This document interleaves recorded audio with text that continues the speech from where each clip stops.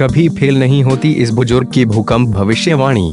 भूकंप की भविष्यवाणी संभव नहीं ऐसा माना जाता रहा है, लेकिन काशी में एक ऐसा शख्स है जो भूकंप की भविष्यवाणी करता है और उसकी भविष्यवाणियां सही भी होती हैं। 57 साल के इंटरमीडिएट बुजुर्ग भूकंप, बाढ़ जैसी प्राकृतिक आपदाओं की सटीक भविष्यवाणी करते हैं, वो भी बादलों की चाल देखकर।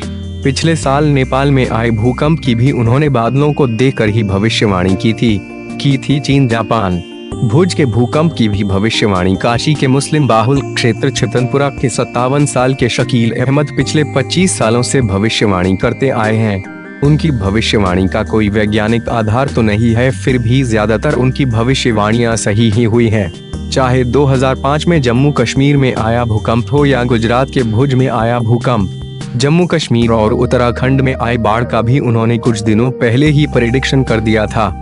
इसके पहले 1995 में जापान में और 12 मई 2008 में चीन में आए भूकंप की भी उन्होंने भविष्यवाणी की थी। इस आधार पर करते हैं भविष्यवाणी। शकील अहमद बताते हैं, आसमान में उभरने वाले कुछ खास किस्म के बादल और उनकी चाल से वो आने वाली प्राकृतिक आपदा की भविष्यवाणी करते हैं। उनका कहना है कि जमीन के अंदर जो भी हलचल होती है उसका प्रभाव बादलों में बनता है। जमीन के अंदर की तरंगें बादलों को कंट्रोल करती हैं। जमीन से आकाश तक जो प्रकाश की तरंगें जाती हैं उससे बादलों के रंग, आकार और फैलाव में परिवर्तन होता है। यही भूकंप का कारण बनता है। यही वजह है कि बादलों से भूकंप का प्रेडिक्शन किया जा सकता है। उनका दावा है कि बादलों को देखकर न सिर्फ भूकंप बल्कि उसके अनुमानित समय, स्थान और भूकंप किस रिक्टर पैमाने पर आएगा इसकी भी सटीक भविष्यवाणी की जा सकती है और उन्होंने ऐसा करके दिखाया भी है।